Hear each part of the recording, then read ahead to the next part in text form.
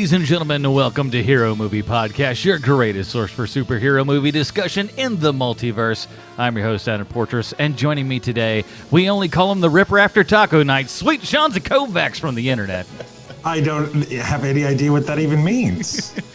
And that's not Green Day's Billy Joe Armstrong, it's Bruce Leslie. I'm a prickly pear in a top hat, Victorian style. Welcome back, everybody. This week we are talking about Gotham by Gaslight. And if you just only know that name, you know as much as I did going into this thing. But had you read it? Had you read it before, Bruce? No, I mean, I was familiar with it, but I hadn't read it. Mainly just seen the art. I read it, and I as a kid, I was like, not for me, because I read it when I was a child. I was probably, like 15 when I read it. And it just did not hit me. And so watching this today, it was almost like all new.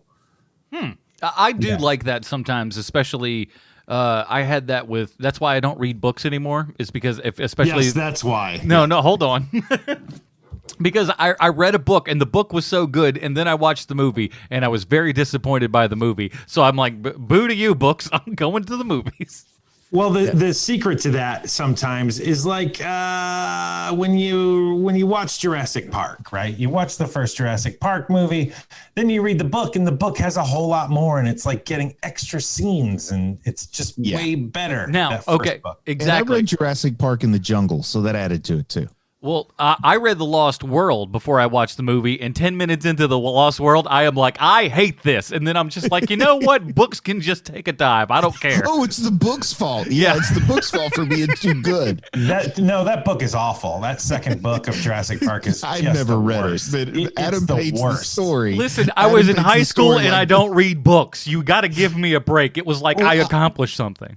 Gotham by Gaslight was like double the price of a regular comic book on the on the racks. So at the time I couldn't buy it, but I loved that Mike Mignola cover. So it was one of those things where, it was one of those things where it's like the kind of guy who loves a show he hasn't seen yet, but he really liked the trailer for it. Or you haven't read the comic, but man, you love that one picture from it that you hang up on your bedroom wall. So I was kind of like that with Gotham by Gaslight. Yeah. Well, we'll get all to that in just a couple of minutes here. Before we do want to say a big thank you to the people that support us over at patreon.com/HMP. Those awesome people get the pre-show, post-show, and, of course, the Dinger Zone, and vote on a movie that we watch every month. We have yet another member to add to the crew here. Justin Strawn coming in at that $5 level. Sean, a nickname, if you please.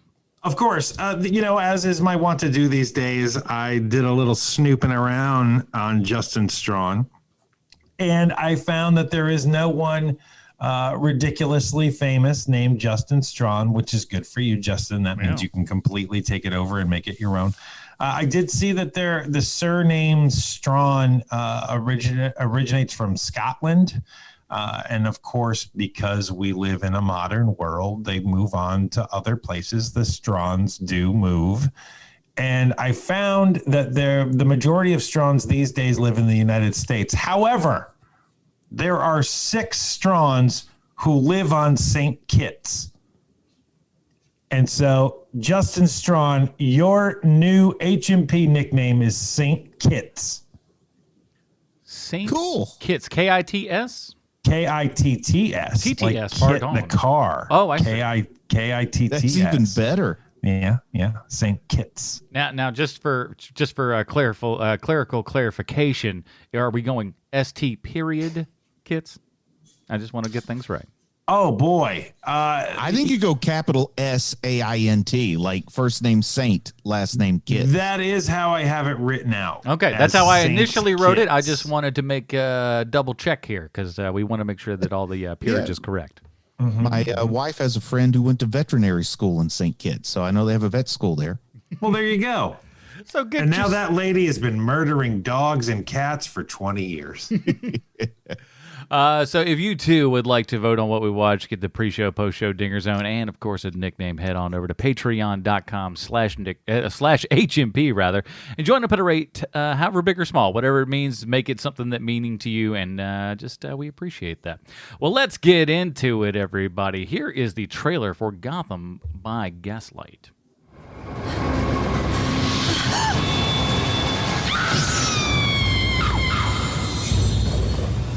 There's a butcher in this town preying on poor women, and the Gotham police stand twiddling their thumbs.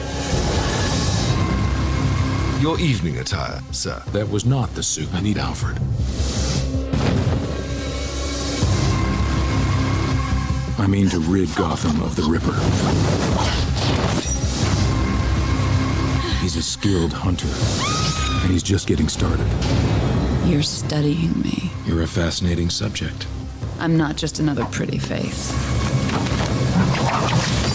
Bruce Wayne, you are under arrest. You can't imagine I'm actually the Ripper. The deluxe suite. I need to get out of here. Gotham needs the Batman. Every moment puts women in danger.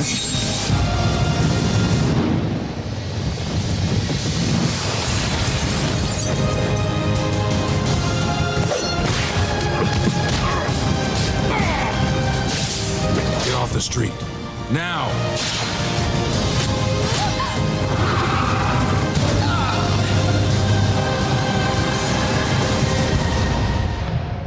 Alrighty, that was the trailer for Gotham by Gaslight. You know what time it is. It's time for Bruce's Comic Book Connection.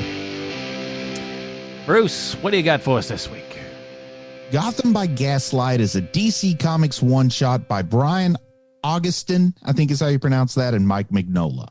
Published in 1989 and aimed at a steampunk audience, though maybe 89 was a little early in the steampunk fandom. I'm not certain. It just seems like steampunk didn't come into my life until maybe the late 90s. But Wikipedia does tell me the term was coined by author K.W. Jeter in 1983, so I guess I was just a late bloomer.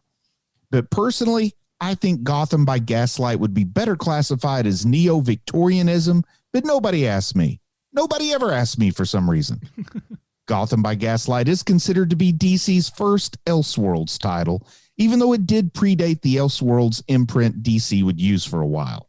The comic was about Batman pursuing Jack the Ripper through the nighttime streets of Gotham City, but it diverges from the movie in many ways. In the comic, the identity of Jack the Ripper is different than in the film, and we also meet some different supporting characters in the comic book. For example, the story starts in Vienna, where Batman is getting psychotherapy from Sigmund Freud. And you have to agree that Freud would probably have a field day with the likes of Bruce Wayne. Once he gets back to Gotham City, Bruce looks at the case of a man who poisoned his wife and tried to commit suicide with the same poison, which left him alive with a permanent grin. And you guys may not be aware, but that story has parallels to an obscure comics character called the Joker. Also in the comic, it is Bruce Wayne's manservant Alfred who helps him escape from Arkham Asylum rather than stage actress Selena Kyle helping him escape from Blackgate Prison. And in the comic, we find out that Jack the Ripper is targeting women who look like Martha Wayne on account of how she rejected him for the likes of Thomas back in her swinging single days of what I'm guessing was the American Civil War. The Gotham by Gaslight comic was 52 pages long because even all the way back in 1989, DC was obsessed with the number 52. I guess they wanted to be 10 better than The Hitchhiker's Guide to the Galaxy. Also, Gotham by Gaslight was set in 1889, putting it an even 100 years before its publication date, which is cool, I guess. I think the Gaslight world could have been an interesting one to revisit, but all things Batman got swept up in the culture tsunami that was Tim Burton's Batman a few months later, and the Gaslight world got shelved for a couple of years. The follow-up comic was called Batman Master of the Future, set in 1892, but it no longer had Mignola as the artist because I think he might have been busy at Dark Horse by that time. The comic was well received, with IGN calling it the 12th best Batman OGN of all time, coming in just ahead of Tower of Babel and immediately behind Hush. So take that information and do with it what you will. Adam, have you got a list for us? I do. If that comic book connection wasn't enough for you, let me sell everybody on Gotham by Gaslight, because this movie's got everything. As Bruce said, it's basically Jack the Ripper meets Batman. We get a Poison Ivy burlesque show, a cursing flat-cap kids knife gang who fights Batman called the Cock Robins. I'm not making that up. There's a Johnny Gobbs reference, and for those of you keeping track, that's 2 weeks in a row with deep cut Batman 89 references in the things that we review, so I'm stoked about that. We got knife stabbing, bone breaking, whip cracking, top hats, mustaches galore, Hugo Strange with his own dope soul patch, Irish cops, a butcher shop of pigs, a dude dressed like the Shadow, a giant trap door, a Rockettes performance. You also get a Batcave that's up instead of down. A crazy person pit complete with full body, including head straitjacket guy. We got Chekhov's Spotlight, Chekhov's Ferris Wheel, Chekhov's Zeppelins, complete with explosions, high collars, a rooftop chase, bat ear shaving, Batman in jail, Harvey Dent with a John Waters mustache with lines like, better shave those claws, kitten. Selena Kyle with great lines like, that's a load of eyewash. And James Gordon with lines like, there are no rules in hell. And of course, Batman with lines like, I paid Houdini $300 for that trick. A good old-fashioned prison Donnybrook, a steam-powered bat cycle, a move by Batman that makes Batman Begins Ra's al Ghul death look like a mercy killing, and a twist that actually makes this movie worth the fact that my HBO account got hacked and I'm gonna have to change all of my credit card info because my life is grand. This movie does have everything, though. Wow. Yeah, and congratulations on making the HBO work. I know that it was a nightmare at one point for you. Makes me feel bad for recommending this now. Nah, I mean, like it's all fine, but it's one of those things where it's like I gotta yell at HBO because they don't have their customer service is non-existent. It just doesn't exist. You can't go, like, there's no place to get help on the site. There's nothing. And there's no two-factor authentication. It's unreal. It'll all get better when they hand it off to the Discover people. Yeah. I've just been waiting for the Discover people to get in and put their taste on it. All right, let's go ahead. What did you guys think of this movie? Because I had kind of a roller coaster of emotions while watching it. Was your roller coaster of emotions because of the movie? No, well, I mean, no, yes, because I didn't know what this was. I had no idea, and it's funny because I'd seen the artwork before, but in passing, like quick passing, I always thought it was the Penguin in the background and not actually Catwoman. So that shows you how well I paid attention to everything. Wow, that's not an easy couple of characters to confuse. Exactly. So that shows you that like I had zero to no interest or knowledge of this. So when I watched it, it felt like a lot of the DC things that we've seen before. This felt like a Shawn special coming down home plate. And I was like, uh-oh, we've got a problem here. And as things went on, I started to enjoy this a whole lot more. It's not perfect. It's still got a lot of like little flaws that I can pick out and talk about and stuff, but I found it far more enjoyable than I initially started to because it feels like it's going to be one of those regular DC, direct animation things, but it felt different and just like we had new life breathed into it, much like the other Justice League one, the one from the future or whatever it was. Now, I think Bruce Timm also produced this. You're talking about like the Gods and Monsters one or whatever. I think that's what it was called. Something like that, where it's like a weird alternate future. Yeah, that was also produced by Bruce Timm. So there you go. He's doing some Elseworld stuff for him now. But I think I failed to manage my expectations a little bit going into this because I really, really like historical fiction. I love Sherlock Holmes. And I like things that have a good chance to be clever. And I wanted to see all the clever ways they would retrofit Gotham City to the Victorian era. And I kind of felt with this movie like it was clever, but not as clever as it thought it was, which is, kind of a bummer for me because it's not that it wasn't clever. And it's not even that the level of clever it was couldn't have worked for me, but I got the feeling by the end like they thought, wow, we were really clever, weren't we? And I'm feeling like, nah, you're just kind of clever. I loved it. Good. I absolutely loved this. I didn't remember much of it, as I said at the beginning here. I didn't remember much of reading it because when I was a kid, it didn't hold my attention very hard.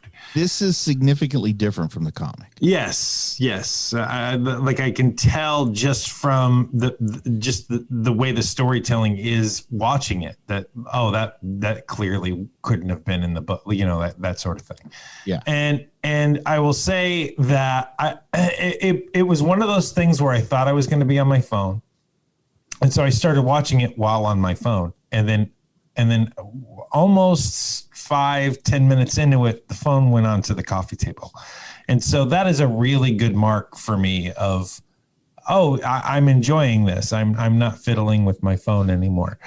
And having it be having it be Bruce Greenwood as the voice of Batman adds so much to this property for me. I think that since everybody wants Kevin Conroy is everyone's Gold Batman. standard. Yes, but it's not. Bruce Greenwood has an amazing voice, and he's very, very good as both Batman and as Bruce Wayne. And I just really like him as an actor. And so once I figured out that's who it was just amazing. If people weren't familiar with that name, could you say a few things to let them know who he is? He is Pike in the J.J. Abrams Star Trek. He's the guy that convinces Kirk that he needs to join Starfleet. And, his voice has gravity when he speaks. And I'm not saying everything Bruce Greenwood does is great. It's not. But when he is cast correctly and when the property is the right thing for him, the right fit, he's perfect. And this is one of those moments where I was just like, yowza, Bruce Greenwood is Batman. Sign me up. Did you see who the actor was that portrayed Selena Kyle's voice? I sure did. And she is overacting in this as she did in every episode of Dexter. What are you talking about? She's very, very subtle all the time. Oh, my Lord. The only thing I can think about with her, it's like this speed bump, this obstacle that I cannot overcome, is the fact that she dated Dexter in real life, but she was his sister in the show. Oh, you got to go got to go 2 steps further than that, sir. Mm-hmm. He was also married to her, and then they divorced while they were still shooting the show. But they were still brother and sister after the divorce. Right. But they're still on the show. I mean, just ridiculous. Nothing crazy going on in that relationship at all. Oh my God. And Jennifer Carpenter, maybe there's people who think that she's great. I've always thought that she's a massive overactor. And the only thing that kept her from being in the spotlight of overacting on that show in the first place was when Dukes was on the show, because that guy was the worst overactor on the planet. And then when he gets killed off and it's just her, I was like, oh my Lord, that lady is overacting like crazy.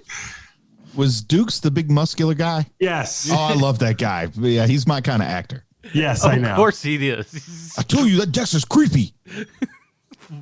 He's flying across the room. Bruce Greenwood, it's interesting because you can definitely hear his voice. If you know his voice, it's very specific and everything. But after a while, you stop thinking about it.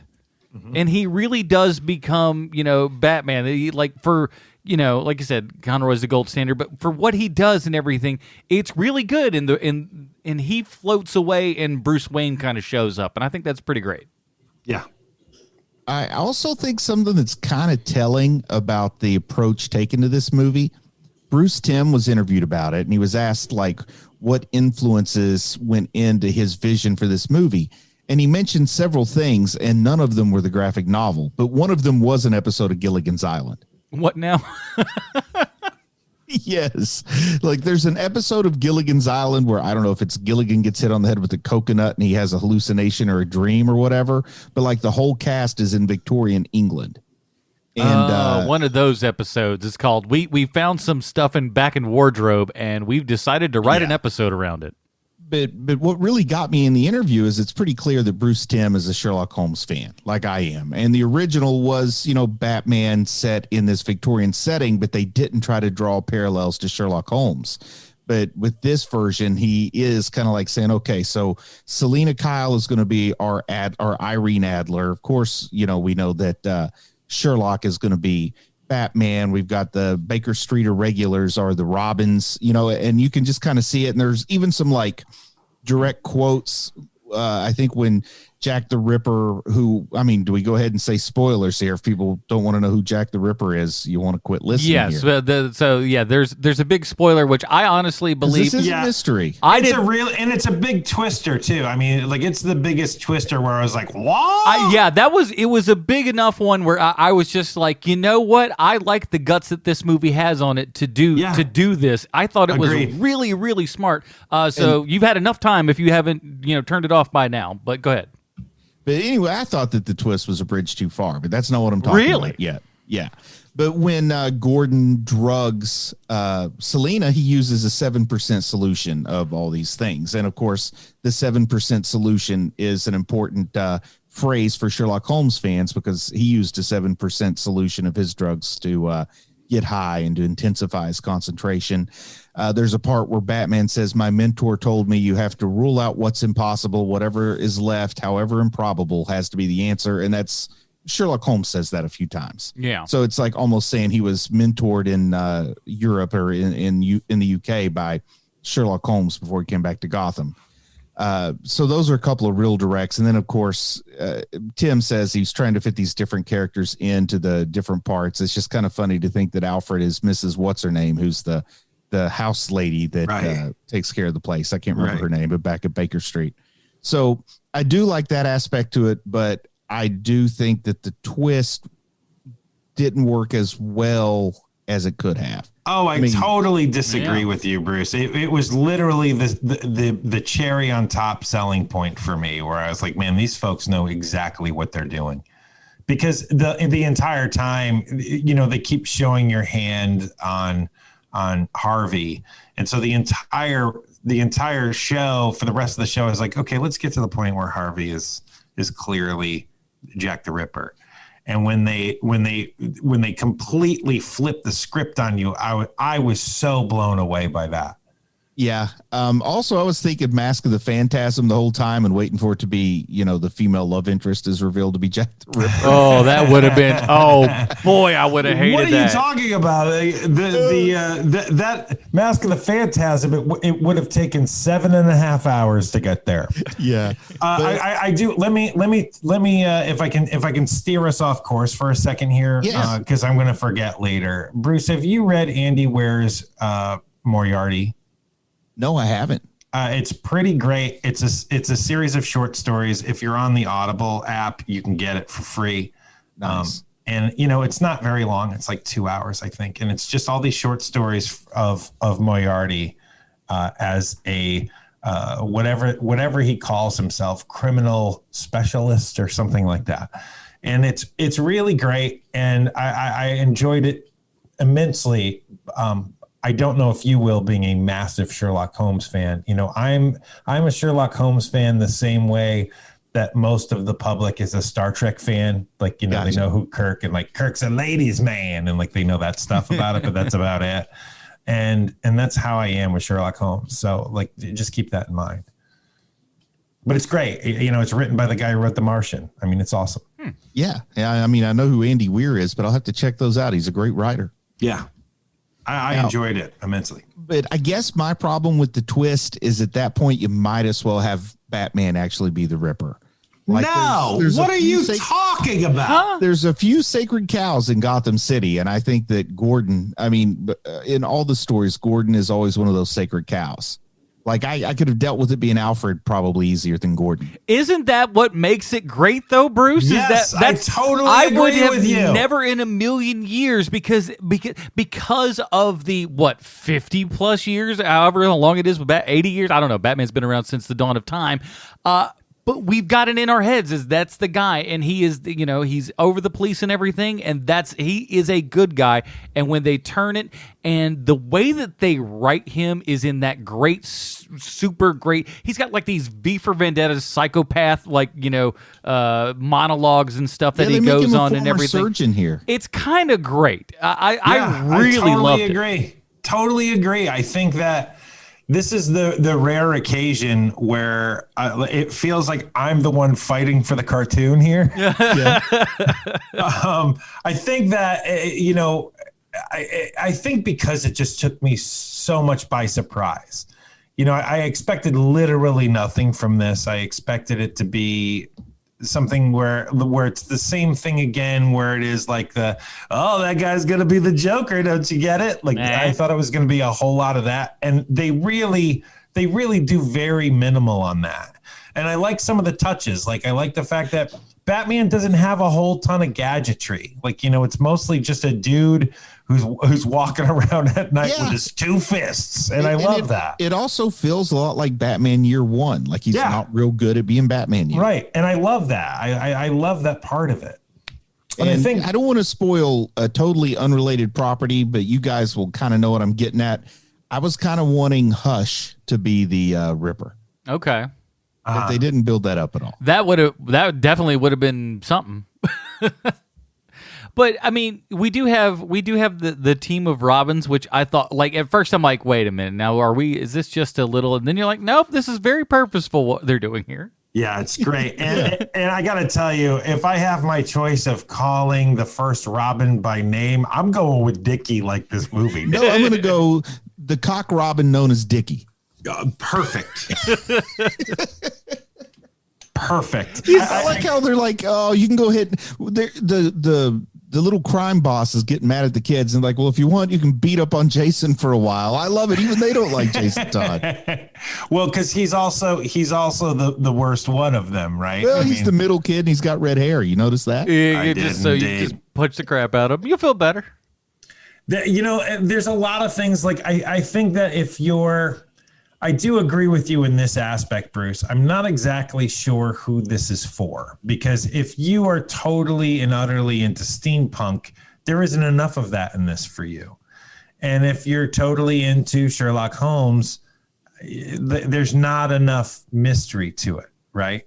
I think there's enough mystery. There's just not enough clues. And then when you get a clue, they just reveal who it is. Gotcha. That's kind of where I'm at. And some of the fun with Sherlock Holmes is when you're reading the story, if it's done well, you're reading the story, you're watching the movie, it kind of comes out of the blue, but then you retrace the steps. You're like, oh, the info was there all along and I just couldn't see it. And, this never kind of has that same aha. But I can admire for what they were going for. But Jim Gordon's never been a surgeon before. Jack the Ripper, kind of the nice behind the scenes lore. He needs to be a surgeon. This, it would have maybe helped a little bit if Bruce Timm had read From Hell a couple more times before they worked on this. Oh man, I don't wish that on anyone. Oh no, the comic's good, just not the movie. Oh my Lord, the comic is 1,000. It takes you 1,000 years. 1,100 pages. Through. Yeah, you're right. That was so one. Long. That was one. Like I've seen the movie, right? And so I flipped through. That's one that you always kind of see in the store and stuff. You flip through, and then you see just the ungodly amount of dialogue, and it's just like it's going to be 8 weeks to read this thing. I'm putting it back. Yeah, it's one of those It's one of those collections that I stand on when I need to work on the roof or something. Put up Christmas lights. It's the least fun comic book read I think I've ever had. But it's really good. It is, but it's not fun. It is a part-time job. It's not a real laugh riot like V for Vendetta. Like seriously, I'm not making a joke. Like no. That V for Vendetta is a lot of fun. Yeah, V for Vendetta is fun. I loved the kind of art style of this and everything. Even though the color palette and everything's fairly limited, it seemed to be just enough, not quite. Super great, but good enough to where it felt like they had really designed this world quite well. Even if, like, I understand where you're going, Bruce, with the whole, the World's Fair stuff. I felt like that was an excuse to get the what do you call it, Ferris wheel in there. Well, it wasn't the Ferris wheel; it was the Fox wheel. Because what does work for me is I love all the retrofitted Easter eggs. So the Fox wheel by the incredible inventor Lucius Fox instead of Major Ferris, who invented the Ferris wheel. Because these things are named after people. So it was Lucius Fox. That was the Fox wheel. And then, of course, he's fighting Cyrus Gold when he's in prison. And the astute watcher knows that Cyrus Gold is Solomon Grundy. And it's like those little twists, the little added bits are always kind of fun for me. I like to watch and see how they're going to retrofit this. So all those little pickups were fun for me. Solomon Grundy want pants too. Yeah. This was before he was buried in the swamp or whatever. I liked the fact that, like you said, we didn't go into the having to see everybody or have any kind of characters represent like, oh, that guy's going to be the Joker. And even with Catwoman, it was so just like, oh, she's got her whip, she's got like this circus background, which I thought her backstory was really good. I liked his ability to then look at her and, again, very Sherlock Holmes-esque, where it's just like, oh, I noticed this, this, this, and this, and that's how I know all the things about you. It just worked really well. It never felt like they were leaning too far into the crazy comic book stuff of it, but never shying away from it either. And, I kind of would have liked it if they'd given Gordon a limp and played him into the Watson role and let somebody else. I still wanted to see him push the Sherlock Holmes parallels a little bit more, because I feel like they didn't do as much as they could have there. I just because you're downplaying this, I almost forgot something that we should have talked about earlier in the show, and he may take this back now. Nate actually upped his Patreon money. I should have said this earlier. He went from he jumped up to the $20 level on Team Bruce. He may take that back now after he hears this. No, Team Bruce is great. Team Bruce is great. I'm just saying they could have played up the Sherlock Holmes a little bit more, or they could have played up the Batman a little bit more. Maybe taking the middle road was smart. Sometimes people don't like it when things do what I want them to do. If I had my way, the world would run under my watch, doggone it. Well, of course. Here's where that Bruce Magneto thing starts kicking in if we're not careful. I'd throw that fox wheel across the sky. Yeah. All right, go pick up your phone. All right, so here's... That wasn't me. That wasn't me either. That's weird. That phone has been dead for 10 years. The phone is inside the house. No! I'd feel really bad if it was being also. But no, I like this a whole bunch. I was surprised but here's the thing. As much as I like some of it, some of the action is like really, really great, and some of it is super bland, and it's like... And the Sam Liu, I believe, is the director's name of this. He's done like 8 gajillion of these things. And while there was one good, it's not amazing. Yeah, he's kind of like, house director. They call him in. He does this like he's done the last few he's done. And the movie has a problem for me. There was a fight that wasn't a bad fight, but it wasn't a great fight. And it just kind of kept going on when I was ready to see what would happen at the end of the fight. Mm. Yeah, and a lot of that comes from the fact that, like, there's so much of it, and you enjoy this in real fights because you get to see the artistry of actual people doing these incredible things, where you hold on this, the more wide shot and everything. And while that's impressive in real life, in animation, you can do anything. So feel free to cut to your mind's content. But that also creates a whole lot more work. So therefore, they're not going to do that as much. So it still kind of stays on this wide as best they can, and it doesn't really work all the time. And I mean, this movie is about the atmosphere. It's about the art. It's about the mystery. It's about the Easter eggs. This one doesn't really need a whole lot of prolonged fights. No, but we do decide to have a Rockettes performance in the middle of the movie for honest to goodness, no real good reason. I don't even know if that's period accurate. You know what I mean? Like the Rockettes, I don't get it. Well, maybe they're not the Rockettes per se. Yeah. Maybe it's can. It's more of a can. Yeah, the can gals. And the fact that this has got to be a pretty nice joint, that it's got like a 3-level balcony. Not too shabby, whatever location this is. They didn't have cable back then, man. They could build grand theaters. People got to get in. It's 2 farthings unless you want to sit up in the nice seats. What else you gonna do? Go stare at poor people dying? Let's go wave at ships. Yes, bon voyage. Somebody's leaving and somebody's coming in. We got a busy day, boys. Get your waving hands ready. Yeah, you had 2 choices. You either worked 18 hours a day or you went to the theater nonstop. So, that was it. That man's standing on a pole. Let's watch. Of course, you got John DiMaggio coming in as Bullock, which it took me a while to figure out that was actually Bullock, because like I don't know that I've really seen him drawn that way before. Yeah, don't they call him Bulldog or something too? Bulldog Bullock. Yeah, something like that. But I mean, Hall of Famer. Man, they pulled. I mean, they're pulling in all the bigs. Tara Strong's in this. DiMaggio's in this. The Kari Wuhrer is in this. But even Bruce Timm has a role in this movie. Yeah, he's like the radio guy, I think. He sure is. And so, whenever I see that Tara Strong and John DiMaggio are involved in something, I'm like, oh, these are people who actually care about what they're sending out. Yeah, and they cared enough to pay the good people. So that means they care. And also Jennifer Carpenter. Well, I like it. Okay, all the good people and Jennifer Carpenter. We have an announcement. Jennifer Carpenter opens up her iPhone this week and just goes, I wonder what that new hero movie, you son of a... I enjoyed this show all the way up until this episode, and then it all just went downhill. We're sorry, Jennifer. We don't. It's okay. It's just Sean. Let's see. I'm trying to think. I had a couple. Eat a sandwich if you're listening, Jennifer Carpenter. You're too skinny. Oh, I agree with that. Don't body shame. Shut up, fatso.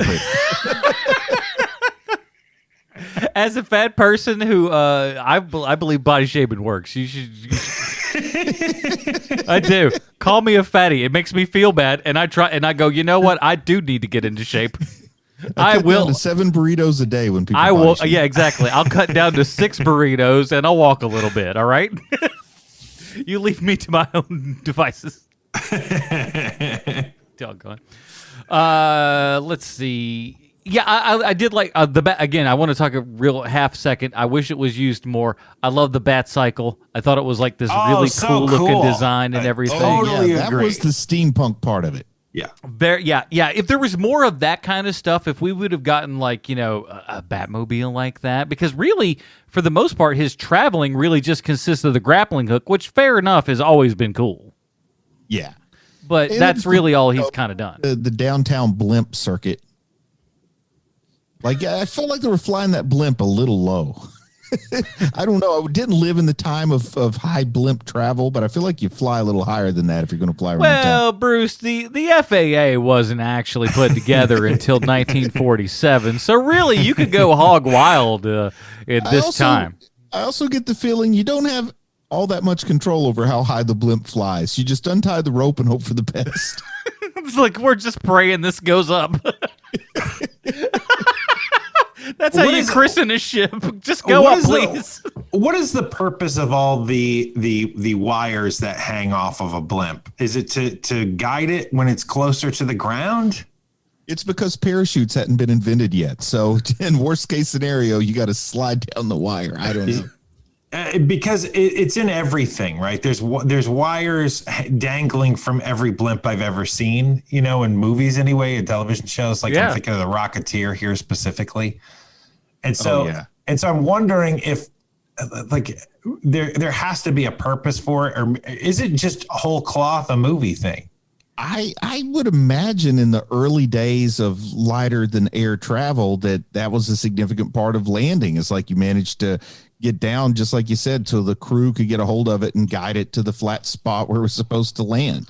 Those are called guide wires. Yeah, because, once when you get up high enough with the blimp, you don't have the crosswinds. You start getting down lower and the winds might kick in and you could end up landing on your side or something. So those are probably things that like people grabbed on and hope they lived to make it home and eat a sandwich. If things went bad, they probably went real bad.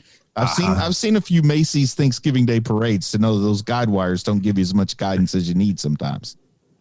And it's better than getting it down the old way, which was just shooting shotguns at it till it came on down. This will get it out in the sky. Don't worry. Batman went to prison. I kind of not knowing anything. I was very shocked at that. I love that he gets that. It's the classic old. There's this giant guy that's beating the ever living crap out of everybody, and then of course he just goes, "I'll take a pass at you, boy," and then just goes beats the crap out of that guy. Starts a giant prison riot just to kind of sneak out the back, all like Steve Buscemi style. It was kind of great. I like it. It's as simple as ducking one punch and the wrong guy gets punched and then the brawl breaks out. I like his Bugs Bunny copper voice also that he has when he's walking out of there. Yeah. He's not hiding in the stove. No, another one I want to hear about us chickens, I'll tell you that. So all right, so let's talk about the Gordon / Ripper death, because oh my word, Batman just straight up handcuffs Gordon to. Oh, by the way, I love the we had kind of a Defiant Ones sort of situation for like 5 seconds where Gordon and Batman are handcuffed. I would like to see an entire movie with that, just them trying to be on the lam, handcuffed together. All of those movies are great. Midnight Run, you name, they're all the great ones. More of that, please. But I thought I was just like, holy crap, he's not only just handcuffing there, he's watching him burn to death as he just, like, for the last second, beats out the flame getting off of the, whatever it was, the Zeppelin there, I guess. But is that the most brutal we've seen Batman actually kill somebody in one of these things, or at least that I can remember? Well, I would say it's pretty hard to top this one. And if I'm remembering correctly, Batman does say to Harvey, or does say to Gordon, Gordon, don't, as he's walking backwards into the fire. Oh, don't kill yourself. That absolves him of any guilt. Yeah, exactly. At least he tried. Don't walk into the fire. I have don't that do thing it. where I'm driving and if there's if the light's going yellow to red, you just close your eyes. If you didn't see the red, it's like it didn't really count. Just keep on rolling. It's just officer, I didn't see it. I mean, I specifically closed my eyes so I couldn't see it, but nevertheless, I did not see it. I didn't. Did he say he paid Houdini $300 to teach him that? $300. Did. That's a lot of money. That's a lot of money now. So it's definitely a lot of money back then for some close-up magic. Yeah, it was probably every magician's dream was to get a rich guy to give you $300 to show him a trick. I showed him just how to like get out of a handcuff and just cuff it to something else. He gave me $300. He's the handcuff killer of Gotham. I've never made so much money in one day. It's been fantastic. Imagine how hard it would be to be a serial killer who specialized in people burning alive on Ferris wheels, because you only get so many opportunities to burn a Ferris wheel. Well, first of all, you would need a lot of weird experts in this one, because like you'd need a blimp expert, you would need a Ferris wheel expert, there's like there's a lot of things that you think there probably is like two guys, or like there's like there's no blimp historian podcast, you know what I mean? yeah there's no the massive history of the Ferris wheel. Yeah, there's no schools in either blimp technician or Ferris wheel technician at your local community college. That's serious apprenticeship pathway to getting where you're going. Hey, you guys ever see that TLC show where people are in love with inanimate objects and this person was attracted to a Ferris wheel? What? Yeah, it's just like, I love you, Ferris wheel. I don't need to see that. And I don't need to see that. They gave a Ferris wheel a kiss. I don't need to see that at all. Don't even need to hear about it, man. That's enough, Adam. There's also another one with a car. Like, what's wrong with you? Too much. You said too much. Are you guys familiar with The Devil in the White City? Oh, I love that. Eric Larson's one of my favorite writers. I do no not relation to the Savage Dragon guy, right? No, none. But that was also something that Bruce Timm cited as kind of an influence for this, and I can see that more than Gilligan's Island. Totally can see that. And so what is that? I'm unaware. It's about H.H. Holmes, a serial killer at the World's Fair in Chicago. Okay. Also, Eric, if you like that book, Bruce, and you haven't read it yet, read Thunderstruck, which is his best, in my opinion, his best book. And it's about a guy. It's a guy who has murdered a bunch of people, and he gets on a boat for England to try to escape. And he's the first guy to get caught with the Marconi wire. It's awesome. Oh, that does sound cool. It goes through both things, his history and Marconi trying to build the wire. Like it's really great, or the wireless, I should say. And it's a really terrific book. It's my favorite nonfiction book of all time. If my love of 80s hair metal taught me anything, it's that Tesla should get the credit that was given to Marconi. Mm-hmm. Well, don't read the other one. That Thunderstruck book is by Angus Young. That's a different biography. You don't want it. They will get very confusing. You'll be like, when's this showing up? And it's just tour buses and all that kind of good stuff. And a lot of Australian lore. All right, before we get to our final rating here and everything, we have to ask ourselves one very important question: is how does this animated film relate back 1-to-1 with Sylvester Stallone? Why, thank you, Adam. I have a prepared statement. Oh. Mr. Stallone, today I'd like to talk to you about fellow actor Bruce Greenwood. He's the voice of Batman in Gotham by Gaslight, where he's great as always, and my second favorite Batman voice right behind Jeremy Sisto. Bruce Greenwood has been acting since 1977 when he got his start on the Canadian television series The Beachcombers, which is the same show where Michael J. Fox got his start. I've never seen the show since I'm not Canadian. But one time when I was visiting Canada, someone walked up to me and mistakenly thought I was, which may be my biggest compliment I've ever received. I'm proud to be an American, but I'm not super proud, if you catch my meaning. Anyway, Bruce Greenwood has a great nickname too, Mr. Stallone. It's Green Dog, which was his nickname growing up. Is it possible that Bruce Greenwood is a bigger dude, bro, than I thought? He almost became a professional downhill skier. He also looks like one of those guys who's way too into his dogs. The kind of guy who says stuff like, I'd love to hang out with you guys tonight, but we're going to have to figure out a place that I can also take my 3 dogs with me. No thanks, Green Dog. We'll just have to hang out without you. Green Dog played guardsman number 5 in the movie First Blood, which I think is still your best movie, Mr. Stallone. He was supposed to have 12 lines of dialogue in that movie, but none of them made the final cut. So these days, when watching First Blood, you'll find yourself saying things like, wait a second, is that a very young Bruce Greenwood? And let me tell you, Sly, it is. It's the Green Dog himself. And here we are again, Mr. Stallone. That's how you're connected to this rated R cartoon for children. I hope to hear from you soon. This is the 367th time we've tried this bit. I'll do better next week. Thank you. Your friend, Sweet Shonzi from the internet. My. Oh, and a big happy... Sylvester Stallone's got like quite a lot of special dates in his life that happened over the last like maybe 2 weeks, I guess. It's his wife Jennifer's birthday yesterday, and then what? Previous to that, their like 24th or 26th wedding anniversary. Then just before that, Stallone's 50 or 79th birthday. I don't know. He's a billion years old. But Sylvester Stallone been celebrating all over the map these days, man. And he's got all of these connections. So if only he knew about that bit. Go ahead and just tweet him out. That's all we're asking everybody. All right, so before we get to it, let's get down to our Robin rating. All right, here at Hero Movie Podcast, we have our own patented Robin rating system. Check it out over our subreddit, reddit.com/r/Hero Movie Podcast. It's right there at the top of the screen. Bruce, where does Gotham by Gaslight fall in the Robin rating system for you? You know, it's got a fun atmosphere. It's got some cool stuff going for it. Just didn't get its hooks in me all the way, but it wasn't really bad. It's a fine thing to watch on like a Sunday afternoon. I would recommend it for that. I also think it's fine to watch with your older kids. You know, I wouldn't be watching with the 7-year-old. They're going to get bored. But if your 11, 12-year-old likes Batman, they might think it's cool. And I think it's mostly okay. As long as you don't mind them hearing about, murdering prostitutes in the street, you're cool. Yeah. So anyway, if your kids will look at our young Robin dropping an S-bomb and will do the same thing, maybe that might not be the one to watch with the kids. But if they don't care about that, then knock them out. If it's you make a good point there. Watch it with your slightly older kids. Yeah. But I'm going to give it a Damian Wayne. It's got its ups, it's got its downs. People do get pretty brutally murdered in this show as well.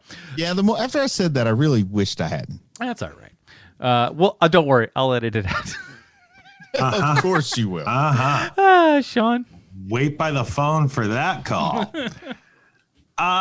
This is Tim Drake for me. I really, really enjoyed this, and I did not think I would. I didn't even know if I was going to slightly pay attention to this while it was airing in my home. But I loved it. I thought it was very good. I like a majority of the voice cast. And I don't know if I'll ever see this again, but if somebody were to go, hey, what do you think of that Gotham by Gaslight? I'll give him a big old thumbs up. It's a Tim Drake for me. Yeah, hi Tim Drake for me as well. I think that's the big thing, is that this may not be something that you will revisit on a regular basis. This is probably, for the majority of people out there, a one and done thing. But I think you could do, as far as DC animated properties are, you can do a lot worse than this. I think this is a whole heck of a lot of fun.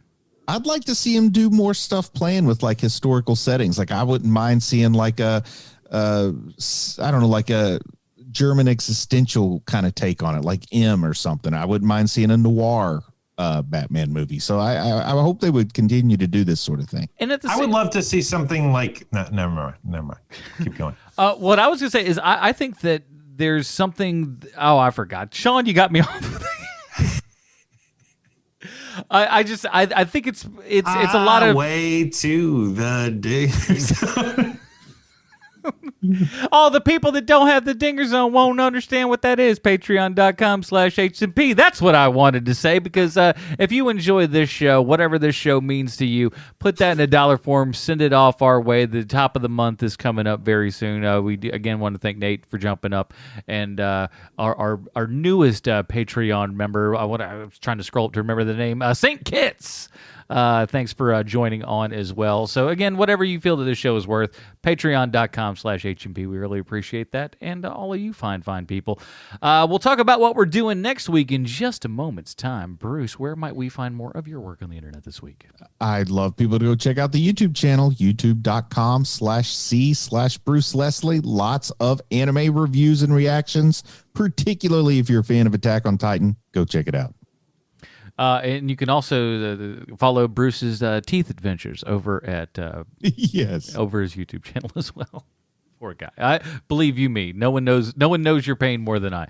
Sean? Oh, I do too. 2 years. 2 years. Anyway, you can find us at 30 Questions, where we ask 30 questions of some nerdy ass property. We're not doing it right now, but if you had a Marvel TV show that wasn't a cartoon, we have reviewed that. Or maybe you like that Watchmen show. We did that too. Or how you feel about the Star Wars. I love it. And The Mandalorian is my favorite Star Wars property as an adult. So we have a lot to say about that show, as you can imagine. Tons of questions, so go check those out. Links for all of those, of course, are in the show notes, as always. Next week, speaking of which, we're going to be doing a little, we mentioned animation, but there's more animation out there. We're going to watch the first 2 episodes of What If. Since we're not doing a 30 questions on that, that's one of the things that we were asked by actually a decent amount of people. Maybe we should have, but not that big of a number, but enough to where we just go, people want to hear our opinions on the What If shows. So every couple one of those that drops every now and then, we'll do a couple, but we'll do the first 2 next week, share our thoughts on those, and follow up with the other ones as they come out as well, because that's what we do here. We watch all the stuff, so hopefully you will too. All right, that is it, everybody. Join us next week when we're talking about the first 2 episodes of What If. For Sweet Sean Kovacs from the internet, Bruce Leslie, I'm Anna Portress. Stay super, everybody. I'm Marty Needy. That's the night that the lights went out in Georgia. That's the night that they hung an innocent man. Well, don't trust your soul to no backwoods southern lawyer, 'cause the judge in the town's got bloodstains on his hands. Well, Andy got scared and left the bar, walking on home 'cause he didn't live far. See, Andy didn't have many friends and he just lost him one. Brother thought his wife must have left town, so he went home and finally found the only thing Papa had left him, and that was a gun. Then he went off to Andy's house, slipping through the backwoods quiet as a mouse. Came upon some tracks too small for Andy to make. He looked through the screen at the back porch door, and he saw Andy lying on the floor in a puddle of blood, and he started to shake. Well, the Georgia patrol wasn't making their rounds, so he fired a shot just to flag them down. And a big-bellied sheriff grabbed his gun and said, "Why'd you do it?" And the judge judge said guilty in a make-believe trial. Slapped the sheriff on the back with a smile. Said supper's waiting at home and I gotta get to it. That's the night that the lights went out in Georgia. That's the night that they hung an innocent man. Well, don't trust your soul to no backwoods southern lawyer, 'cause the judge in the town's got bloodstains on his hands. Well, they hung my brother before I could say the tracks he saw while on his way to Andy's house and back that night were mine.